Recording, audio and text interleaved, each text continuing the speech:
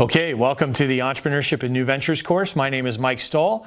I'm going to be your instructor, your tour guide, your facilitator as you take this experience into the world of entrepreneurship. I'm really excited to be a part of this with you. I have a long history with this class. It goes all the way back to 2001, the very first time we taught this at the MBA level. I was the instructor. I designed the course, and it's evolved over time as we've learned more about entrepreneurship, as my experiences have changed, both in the business world and here at the university. It's added to the flavor of this class, and so you're getting the latest iteration. It changes kind of every time I teach it, so that's always an exciting thing, is to continually iterate and improve on a course. The space I'm in right now is actually our innovation lab space. So I'm speaking to you from the campus, and my intention is to kind of give you a quick overview and a tour, so to speak, of what you will experience in this class and what to expect and what I expect and all those wonderful things. So why don't we get right to it? Let me tell you a little bit about myself and maybe a little bit about the entrepreneurship program here at Cal State San Bernardino. I'm a huge sort of nerd in entrepreneurship. I love entrepreneurship. I love talking to entrepreneurs. I love teaching entrepreneurship. I love doing entrepreneurial things. It's kind of been a part of the fabric of my life as far back as I can remember. And so I've been here at Cal State San Bernardino for about 16 years. I think this is my 16th year teaching and building the entrepreneurship program. And I've got experience all the way back to, when I was a child, running the lemonade stand. I started a couple businesses when I was in college. I worked for my family's company. I ran a consulting organization. And then ultimately my path led me back to Cal State San Bernardino, where I was a student many, many years ago, with the charge to really build the Center for Entrepreneurship and the Entrepreneurship Program and make it a significant entity on campus and in the community. And I like to think that I've done that. The Entrepreneurship Program has had a number of accolades. We've been recognized as one of the top 35 global business schools for entrepreneurship in 2017. We've received awards from the United States Association of Small Business and Entrepreneurship. We've been ranked by Princeton Review and Entrepreneur Magazine multiple times as one of the top entrepreneurship programs in the country. And so I'm excited to be here at Cal State and be a part of it, be a part of an innovative learning environment, an innovative center for entrepreneurship that's doing really cool things both on campus and in the community. And as you'll see on the screen, the Center for Entrepreneurship, which I'm the director of, has a lot of things happening. A big part of what we do is to support the growth and development of entrepreneurs both on and off campus. And so on campus, we'll do that through a variety of programs that support students. Everything from our Business Accelerator program, where we take student startups and help them move from idea to testing product, building a prototype, getting customer validation, and then hopefully starting to generate revenue and get out into the community and create jobs and do cool things. We've got all kinds of activities that support the students here, everything from a fast pitch competition to multiple activities that will get them involved with local entrepreneurs, such as our lunch and dinner with an entrepreneur program. Every year now, on the campus, we run a big innovation challenge. It's open to any student on campus, any faculty member, any staff member, and all of our alumni. And if you have an innovative idea for a business, you can enter this competition and compete for the prize money.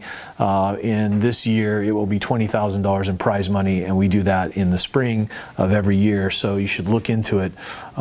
Very, very cool stuff. Bottom line is, I have a blast here at Cal State San Bernardino working in the entrepreneurship program. As I said before, I love entrepreneurship. I love all things entrepreneurial, and I'm always excited and enthusiastic about talking about entrepreneurship and helping people learn about what entrepreneurship is and whether they are indeed very entrepreneurial people and how they can apply entrepreneurial competencies and practices and approaches in their own careers. So it's also, a big part of what we do at Cal State San Bernardino is not about teaching people to necessarily start a business. It's about an entrepreneurial mindset and the competencies and the approaches that you can use to really be an entrepreneur in any context. I always tell students that, I'm really not any different now than I was 25, 30 years ago in terms of entrepreneurship. I may not be running a company in the for-profit sector, but I'm here at Cal State San Bernardino, and everything we do, our team embraces the idea that you need to think like an owner and be entrepreneurial. And so I'm a big believer that the things that we learn in this course can be applied in virtually any context. So I think it's really, really powerful. So my goal today is to kind of set the stage for you. What are we going to do in this class or this course? How is this all going to progress? And so really, I want you to get the sense of what the course objectives are. I want you to think about what the expectations will be for this experience. I want you to think about what you're going to learn, how you're going to learn, what the limitations are on the course, and this whole idea that we're going to focus on learning. So we really aim to achieve to learn as much as possible about the entrepreneurial perspective, the key concepts that we're going to cover. We're going to go over the specific structure and how we're going to engage the material, the expectations of what I expect from you, what I hope you expect from me, what we can and can't learn in this class. Realistically, there are some limitations to everything we do in an online class. In fact, I have to tell you that when I first started teaching online, I had some real reservations because I'm a highly interactive teacher. I move around the classroom, I engage students, and I was really worried about whether that style could translate to the online realm and how we would be able to do some of the things we do in entrepreneurship that would be impactful for the students in an online format. And so when I jumped in and started experimenting and trying things out, I've learned that, yeah, there are some limitations, but there are also some advantages to teaching online. One of the challenges we have with entrepreneurship and new ventures as a course, as one example, is that in the face-to-face version of this course, every student actually has to start a business and run it for the duration of the course. And we call it the immersion project. And the idea is that we immerse them into what it feels like to take risk, what it feels like to have pressure, what it feels like to have to perform. And the students overwhelmingly, every time they go through that process, they say that's the most impactful part of the course, because they really get a sense of what it's like to actually do it. Not read about it, not talk about it, but actually do it. And so that's a challenge. It's really hard to do in the online format. So we've never really had the online students do the immersion project, although I am working with some students from past cohorts to see if we can design a way to introduce that into the course in a way that would work in the online format. So hopefully you won't experience that in this course, but hopefully maybe future iterations of the course will have that. So we're setting the stage and we're going to move forward in this process. The first thing I want to do is kind of give you a sense of what people have said about the course in the past. These are comments from some of the students that took this course last year. You can briefly read these. Essentially, what you will find, I think, when you take this class is that we've tried to structure it really well. We want to give you a real-world sense of how this material applies. I think you will find over time that I'm very, very, very passionate about this subject and passionate about learning, because I think if you don't retain the material, you can't use it, and that's really, really important to me. And I think this course is designed to be an overview. It's designed to be an introduction to some broad concepts about entrepreneurship, and I'm really proud that several of the students in the past have said, hey, this class was the best experience they had in the online MBA program, and my goal is to make that the same experience for you. So in terms of structure and process, the course itself is built in a modular fashion, and you will encounter what I call 5 experiences.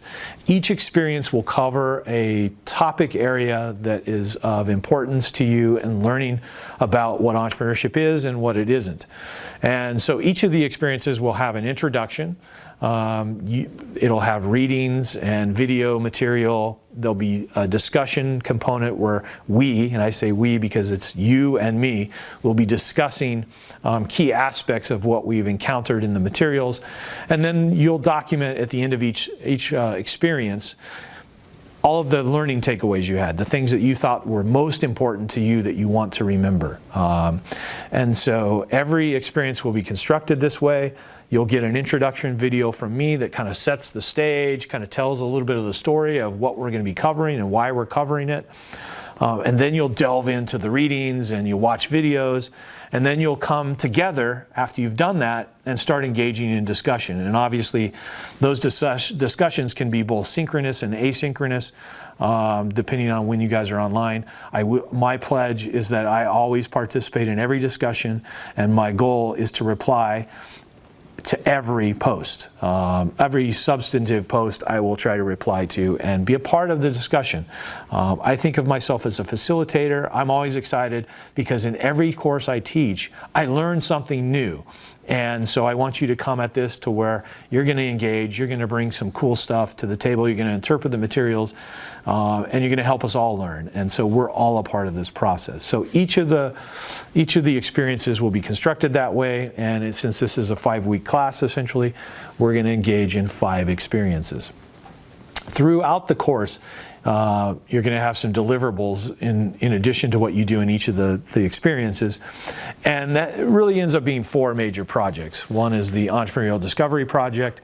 The next 3 are the Idea Generation Exercises, the Business Model Canvas, and the Reflective Project. And basically, the Discovery Project is you getting a sense of where you fit into this picture of what it means to be an entrepreneur. We look at some characteristics, traits, behaviors, and we look at your experience and how it applies in this regard.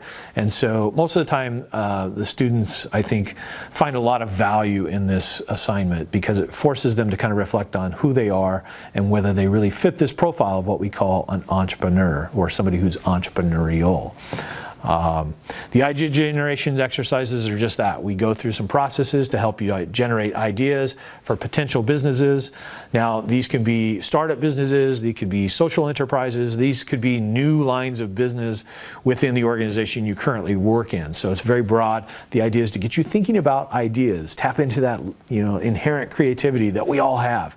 So we're going to do that. The Business Model Canvas is a tool we use to start to put some kind of structure around our ideas to whether these ideas could potentially be businesses, and if so, what would we have to do strategically, business model wise, to build this into a business. And it gives you a really good sense of all the things you have to think about to move an idea from the mind to the market. So we'll grapple with the business model canvas, and last but not least, we'll have you go through at the end of the course a reflection. The reflective project is always fun because I ask that you not write a paper. I ask that you do something really super creative to demonstrate what you've learned in the class. And so we've gotten all kinds of really cool things. We've had rap videos, we've had animated, sort of like an animated video. We've had poems, we've had short stories, we've had a movie script. We've had the learning reflection, the takeaways from the class built into these really creative vehicles, and that's what I want. I want you to exercise your creativity and have fun with it and demonstrate your learning. So that's essentially the roadmap for the course, the structure and process that we're going to use as we step through each of these weeks of the course. Let me tell you a little bit about each of the modules, kind of what we're going to be encountering in these 5 experiences. So for the first course experience, we're really going to focus on who are entrepreneurs? How do we define this word entrepreneur and this term entrepreneurship? What do these people do that we think are entrepreneurs? How do they think? How do they act? What is it that drives them to do the things that they do? And a fundamental question that we grapple with is everyone who starts a business an entrepreneur? Some interesting conversations can come up out of that. I have my own ideas, and we're going to go back and forth on this. So the first experience is really about who are these people that create new ventures off on their own, who drive innovation within organizations where they're called corporate entrepreneurs or entrepreneurs, or people that will create businesses out in the community. You'll see on the screen that we've got a sampling on the picture of some of our graduates of the entrepreneurship program or of Cal State San Bernardino in general that have gone off to do very entrepreneurial things. So that very first module is going to be all about who are entrepreneurs, what do they do, why do they do it, how do we define all this, and is everybody that starts a business, can we call them an entrepreneur? The second course experience for you is realistically everything starts with an idea. And the key is, where do these ideas come from? Do they just happen? Is there a process? How do I tap in to come up with ideas? A big thing I always grapple with is when students come here to Cal State San Bernardino to study entrepreneurship, I always ask them, what idea, what kind of business ideas do you have? What do you want to start? And about 75% of the time, they say, I don't know. I was hoping I could figure that out in the program. And we actually do work on that, and we work out in this course. Is like, where do ideas come from? How do I know what to do to come up with ideas? And so we'll grapple with a little bit of that. And then even worse is, I've got an idea. How do I know if it's a business opportunity? And so we'll talk about the kind of things that you would go through to assess whether your idea represents something that should be pursued, that has potential. It could be sustainable. It could be a world-changing idea.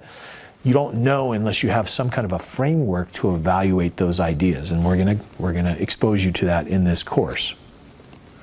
The third course experience is going to be focused on the process of entrepreneurship. Is there a process for what appears to be a very chaotic, non-linear thing that happens in the real world? Is there a process for entrepreneurship? We're going to talk about that. And what are the models that we can use if we want to pursue an entrepreneurial path? What are the startup models that are used to create new ventures? And one of those key models that we're going to delve into that we've been focusing on for quite some time now is called the lean startup. There's multiple business models, there's multiple ways to start companies, but we're going to pay particular attention to the lean startup, which is, as you see represented on the screen, is captured in the mantra of build, measure, and learn. And we'll delve into that to see, what does that really mean, and how do I apply my ideas and get a sense of whether they're any good or not, and how I would actually make this a reality. So that's course experience number 3, the entrepreneurial process. Course experience number 4 is, wow, how do I get this going? I mean, everything takes resources. So what are resources in the context of an entrepreneurial venture? How do we use resources to turn an idea into a reality?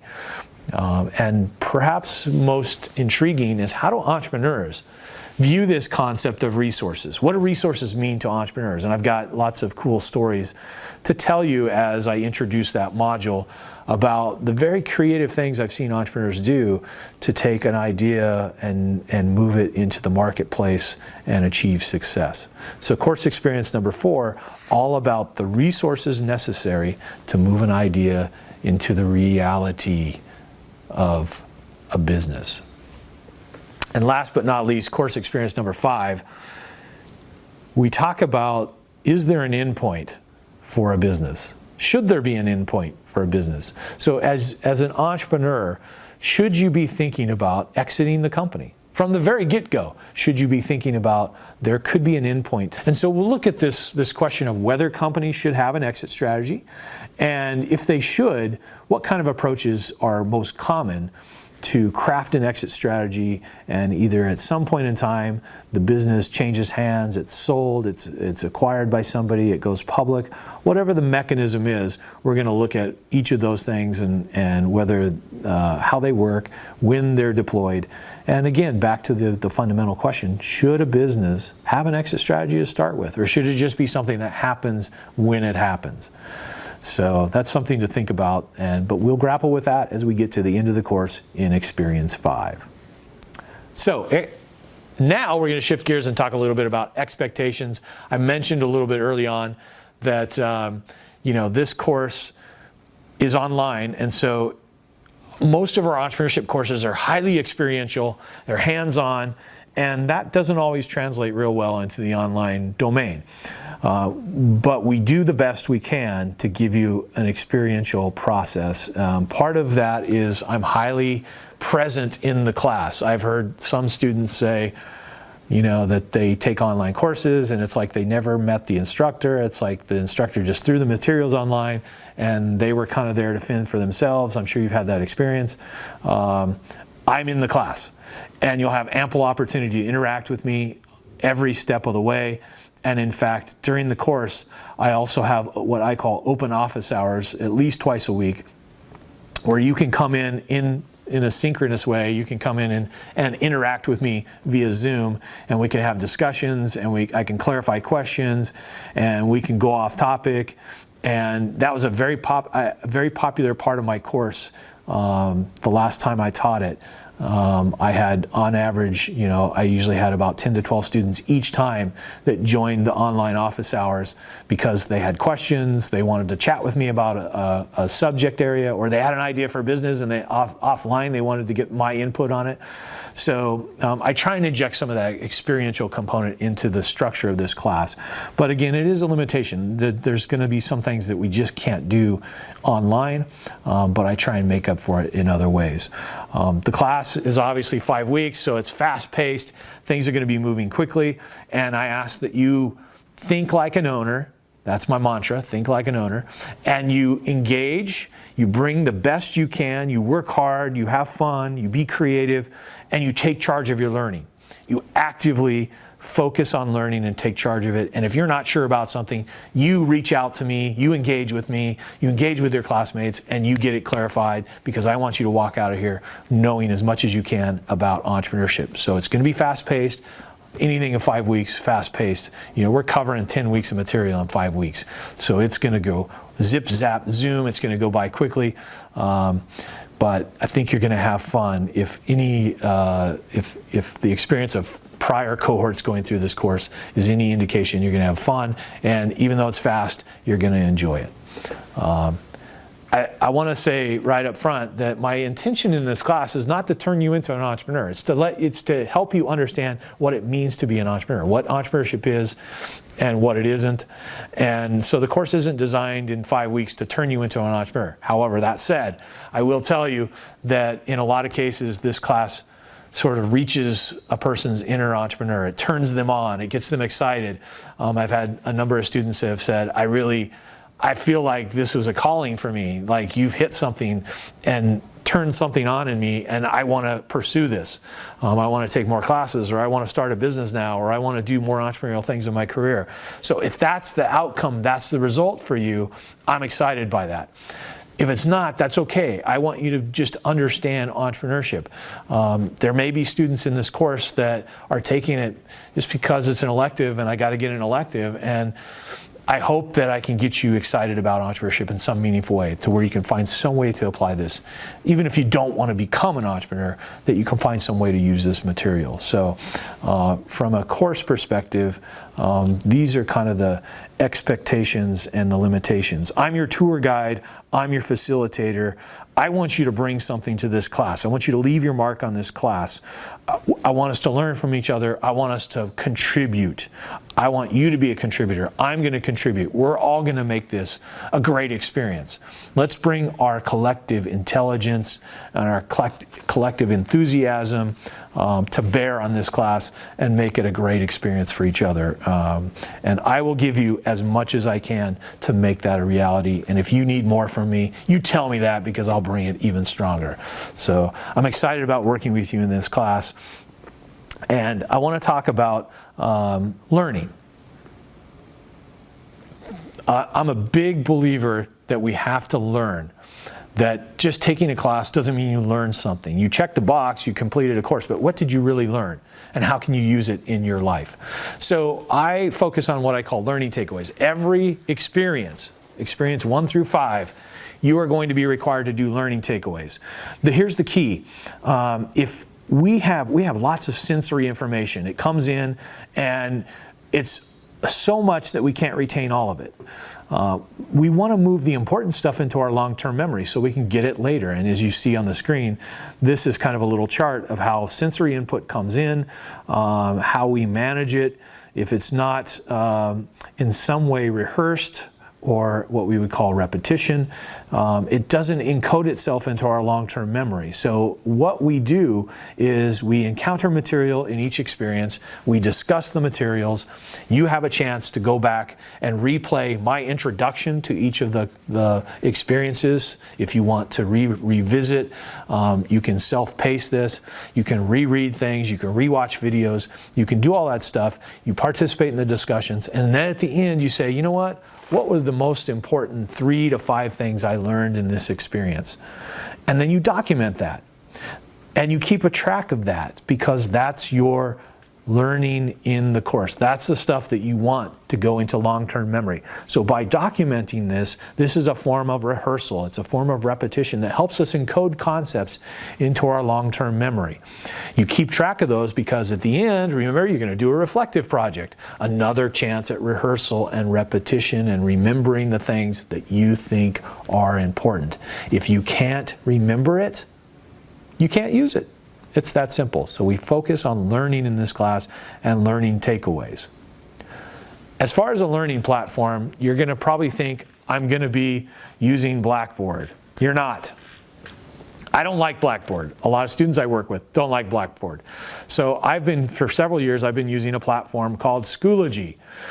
And in the term, as described by one of my former online students, it's a more efficient, user-friendly platform than Blackboard.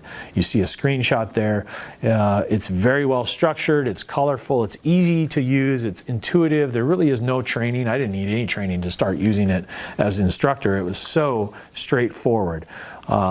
So the feedback I've gotten on Schoology is so strong that one of the students from my prior cohort last year went to our MBA online program and asked them to change from Blackboard to Schoology and have everybody use Schoology, which isn't possible, but you have the lone rebel in Mike who uses Schoology, will continue to use Schoology because to me it's easy, it's simple, and I love simple.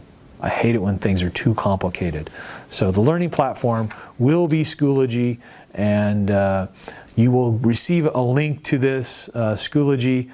I've already sent it to you as you read this anyways. So Schoology is the platform. If you have any questions, let me know about Schoology. All right, so we're just about there. It's just about time to get started.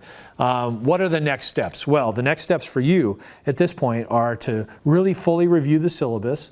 You really want to delve in deep to the syllabus and get to the point where I know this and I am in a position to ask clarifying questions. What is it I need to know more about? I read this, but I'm not sure entirely what Mike meant here. Then I want you to go in and introduce yourself. So you've read the syllabus, you've asked me some questions, or you've posted some questions, I've responded to them, and then you go in and introduce yourself. We all get to know each other because we're in this together. And then you get started. You go to Experience 1 and you get started. And what you'll notice on Schoology is that each of the experiences opens up on Friday. So the modules essentially start on Monday, and they remain open because everything's due on a Sunday night mostly. You'll read the syllabus, you'll see all this stuff. But the next experience I open up on a Friday. So for Experience 2, it'll open up on the Friday of the first week of the course. I open it up in that fashion because I don't want you to get sensory overload. There's a tendency to jump ahead, try and see what's coming, and it can be too much in an online format, and the student feedback has validated this. But it is open. If you're ahead of schedule, it is open a few days early before everything's due for that experience. So you can get ahead if you want to, but not too far ahead. So once you've reviewed this, done what I've asked you with regard to the syllabus and asking questions and getting introduced, jump into Experience 1 and start rocking. This is going to be a fun experience. It's going to be a great journey in learning about entrepreneurship, and I'm excited to be going through it with you. So let's do it. Let's have fun, and let's learn about entrepreneurship and new ventures.